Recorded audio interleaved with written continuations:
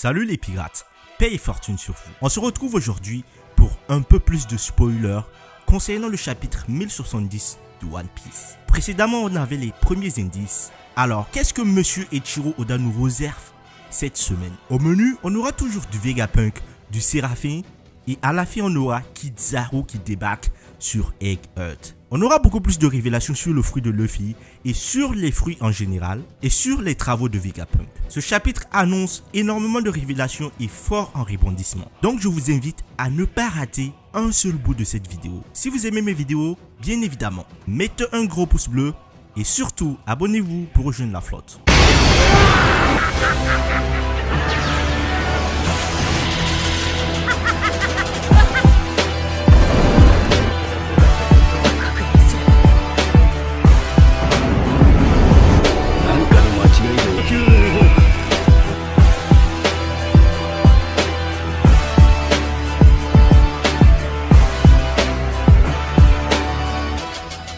Les spoilers du chapitre 1070.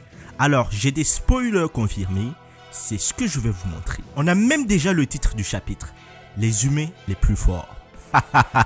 Qu'est-ce que cela signifie, les humains les plus forts?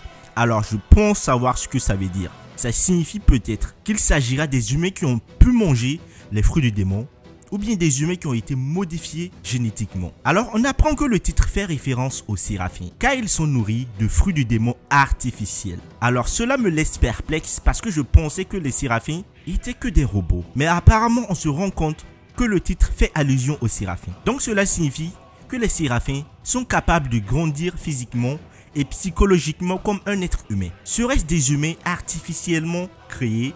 Car depuis très longtemps, on pense que les séraphins ne sont que des pacifistas 2.0. Si le titre s'annonce vrai en rapport avec les séraphins, cela signifie que les séraphins sont des êtres humanoïdes dotés de leur volonté propre, certes contrôlés par Vegapunk et tous ceux qui ont le contrôle sur eux, mais je pense que les séraphins ont beaucoup plus que les pacifistas.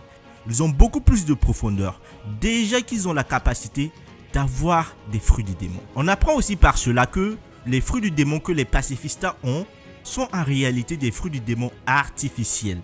Et on sait à quel point Vegapunk est capable de copier un fruit du démon original pour en faire un artificiel qui a les mêmes capacités. Donc il a réussi à cloner tous les fruits du démon qui étaient à sa portée et il les a donnés aux séraphins. Donc les séraphins ont les mêmes capacités que tous ceux qui ont mangé les fruits du démon. On va directement sur la page de couverture. 5 scientifiques réunis pour l'humanité et le monde. Les 5 scientifiques sont Vegapunk, César, Judge, Queen et une femme. Qui est cette femme? Je me pose cette question. Alors là, on n'a pas les images. Peut-être avec la sortie du chapitre, on aura beaucoup plus de révélations sur l'identité et de qui est cette femme qui n'a pas encore été introduite dans l'œuvre One Piece. Et si on se fie à ce qui est écrit sur la page de couverture, alors ces 5 scientifiques œuvrent pour l'humanité. Ces 5 scientifiques se sont réunis dans le passé pour travailler dans le but d'aider l'humanité. Alors il y a certaines personnes dans ce groupe comme César, Judge et Queen. Je pense que ces gens-là œuvraient pour leur propre bien. Mais ce serait tellement incroyable de savoir que Queen, César et Judge œuvraient en réalité pour l'humanité. Et peut-être c'est l'enchaînement des événements qui les ont transformés. Luffy versus Rob Lucci. Le combat continue les amis. Lucci n'arrive toujours pas à porter un coup. Luffy le frappe avec le Gomu Gomu no Down Rocket. J'ai vu des gens teaser que Rob Lucci avait le niveau empereur. Là clairement, Monsieur Eiichiro Oda est en train de classifier les gens. Il nous montre clairement que Rob Lucci n'a pas le niveau. Il n'a même pas réussi à donner un seul coup à Luffy. Et même s'il réussissait à taper Luffy, on sait très bien que ça n'aurait aucun effet. Donc, il est complètement surclassé dans ce combat. Le seul mérite qu'il a, c'est de ne pas être KO jusqu'à présent. Il n'a pas été KO lors d'un seul coup.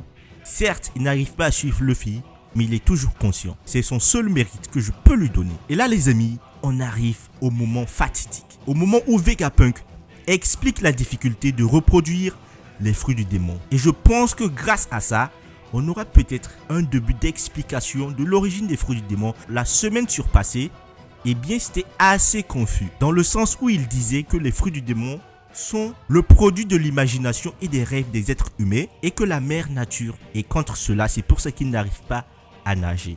Là, clairement, c'est assez flou. Mais là, je pense qu'il va nous expliquer d'abord, dans un premier temps, l'origine des fruits du démon artificiels. Comment il a réussi à cloner les fruits du démon artificiels. Tout en sachant qu'il faut savoir d'où viennent les fruits du démon originaux pour pouvoir les cloner. Alors les amis, on apprend que les Zoans sont faciles car la plupart sont basés sur des animaux. Il semble que les Zoans mythiques soient vraiment difficiles et nécessitent des circonstances particulières. Quant au paramécia, on a juste besoin du facteur de lignée de l'utilisateur. Donc, avec un simple prélèvement de l'ADN de l'utilisateur, si c'est un paramécia, eh bien, Vegapunk est capable de reproduire un fruit du démon artificiel avec les mêmes capacités. Quant aux Zoans, ils sont les plus faciles à être clonés, hormis les Zoans mythiques. C'est pour ça que Vegapunk a eu du mal à cloner le fruit du démon de Kaido. Mais s'il a réussi à cloner le fruit du démon de Kaido, c'est qu'il a réussi. Il a tellement eu de difficultés qu'il n'a même pas réussi à reproduire la même couleur. C'est pour ça qu'il a dit que le fruit du démon de Kaido artificiel était un échec. Ça montre à quel point c'était dur. Mais bon, niveau capacité et ressemblance, le fruit de Momonosuke est complètement pareil au fruit de Kaido. On arrive au niveau des Logia. Vegapunk ne peut pas en parler car c'est astronomique et il semble qu'il y ait une histoire sur la façon dont il a obtenu celui de Kizaru. On apprend les amis que le clonage des fruits du démon de type Logia sont pratiquement impossibles. Je pense que j'ai mon idée sur ça. Déjà les fruits du démon de type Logia sont en rapport avec la nature. Et derrière on apprend qu'il y a une histoire sur le fait qu'il ait réussi à reproduire les capacités de Kizaru. S'il y a une histoire, et si Kizaru est en train d'arriver sur Eggheart, je suppose qu'on va découvrir cette histoire. Au début, on pensait que Kizaru étant un Marines a juste donné son sang ou a juste donné ses capacités à Vegapunk afin qu'il puisse les reproduire. Mais en réalité, il y a une histoire profonde.